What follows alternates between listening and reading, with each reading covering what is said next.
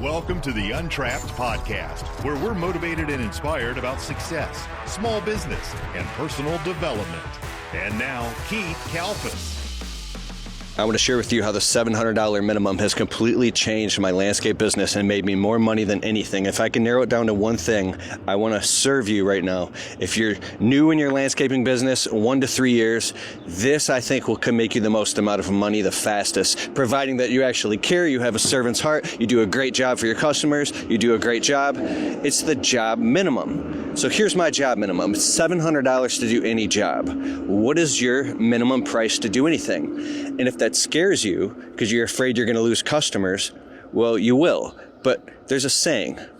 Now that we're talking about job minimums, I want to get into a few things and break this down for you so you're aware and you can articulate it so you don't do something silly and start losing all your customers. I made that mistake too. So if you get customers that you've had for a while, you got to keep them how you got them.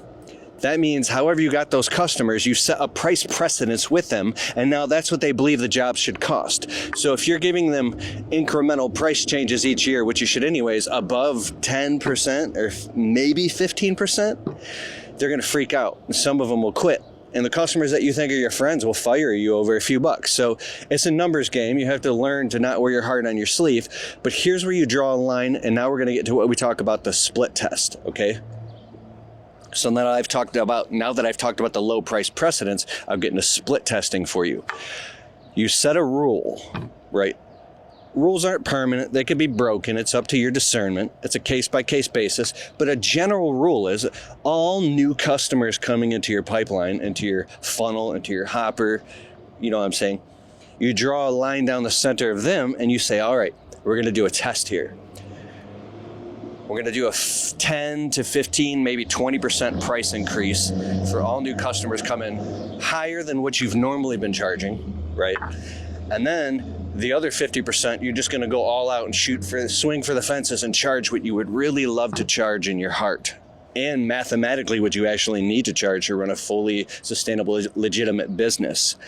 And you can also take a third, if you want to triangle this, metric. That's your job minimum. Mine is a $700 job minimum. Now, a couple things I want to warn you. Now that we've talked about that, my minimum job was anything. I need money. Then I was like, that's it. It's a $99 minimum. Then it went to $199 minimum. Then it went to $299 job minimum. Then it went to it was like a $350 minimum. Then I just kept raising it. And then now it's at $700. Okay. If you're in your first 1 to 3 years in your business, that might be a horrible idea for you. Your job minimum might be, I don't know if you cut lawns or what type of work you do, but it might be $50, it might be $300, but here's why. You got to determine how much does it cost for you to take your truck out and run your crew each day, everything included, all the way down to the brake pads, to oil changes, to replacing your equipment. Figure out all your cost of goods sold, your administrative functions, your taxes, the cost of your insurance. Get all that down and figure out your budget, and then figure out how much it costs you per day to run your truck. It might be $500, right? It only cost me $833 a day to run a truck. That's all. So, you can, if you want to see this on paper, go to keithkalfas.com/budget and you can download all of this. I've documented it. You could see it all, and it's a whole budget. You could just download it. I'll put in the link in the description below. But so that means if you have to make $350 a day to run your truck, and you go out and you go make $400 for the entire day, essentially you only made $50 for working your tail off all day. That's insane. So you might want to come up with a job minimum that says, hey, we have a $350 job minimum, and we have to get this job done in this many hours, 2 to 3 hours. It has to be done before noon because you want to get to the next job and get another job completed. So the reason I have a $700 job minimum is because I want to make sure that I always make money no matter what. And another way you can do this is by figuring out your 50% gross profit margin rule. I actually learned this from Tom Reber from the Contractor Sales Academy, and this changed my life and changed my business. I won't get too much into that right now, but shout out to Tom Reber. Thank you for teaching me that originally. Figure out your job minimum and stick to it. It's going to be scary, but if you have enough customers coming in and new customers, and you have the difficult conversation with yourself, and then the positive, friendly, uplifting, professional conversation with your customers, then it'll work out for you. And if you believe in your heart you're worth it, you will get it, and you'll get it every single time. So instead of undercharging and getting caught in what I call the lowball trap, it's this weird trap where you get stuck in repeatedly undercharging over and over and over and over, and it's like a current that pulls you underneath, and you're trapped in this thing, and it's so stressful.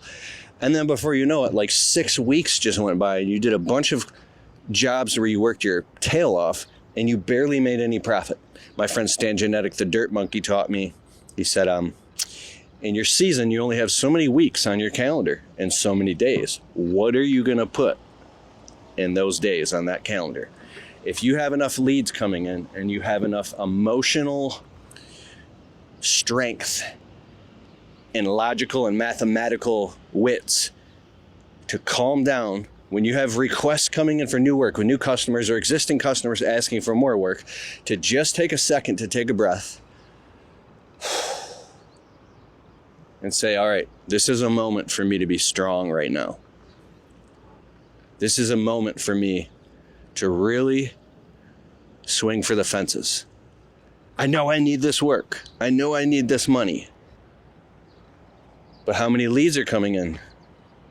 You know the saying, beggars can't be choosers.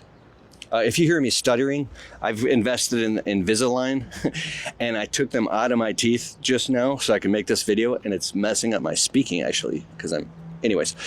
So I created a group called the Untrapped Alliance where we go live every other Wednesday night in a controlled environment. I'm sick of scrolling on social media. I'm sure you are too.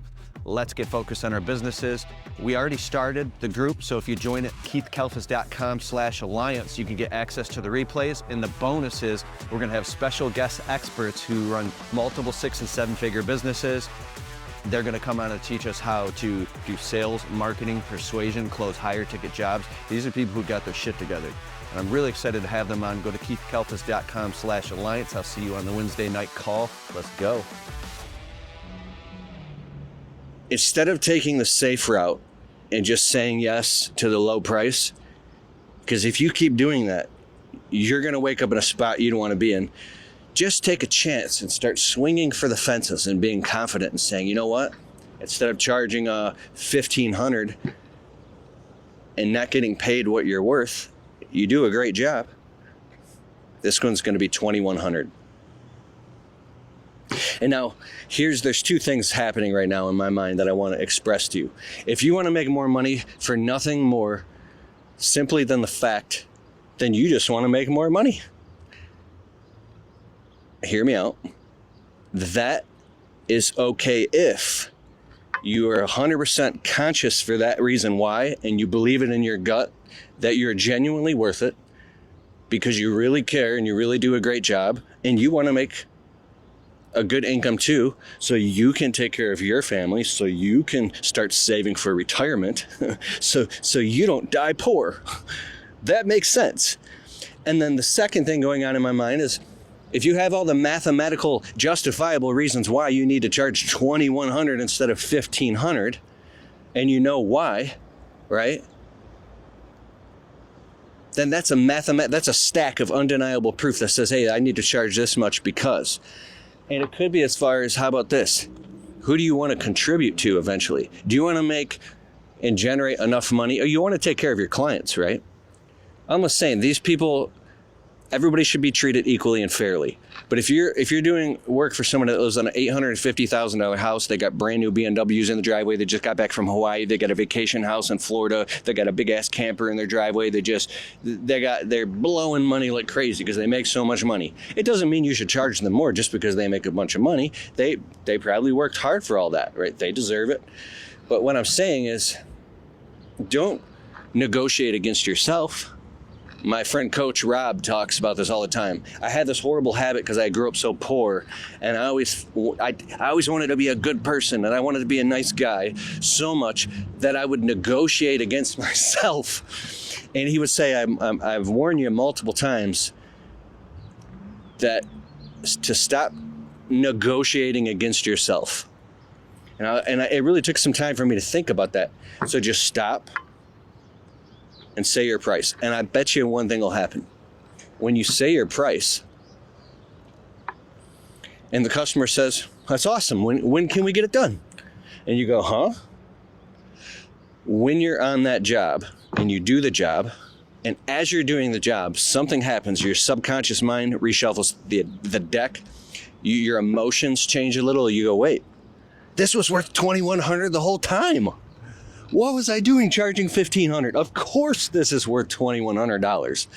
And you're done, you get the check, you watch your bank account go up, you pay your bills a lot easier, and you go, wow, this is what it's like over here. It's all you. Get it done. Oh, and check out the links below if you want the budget. KeithKalfas.com/budget. See you soon.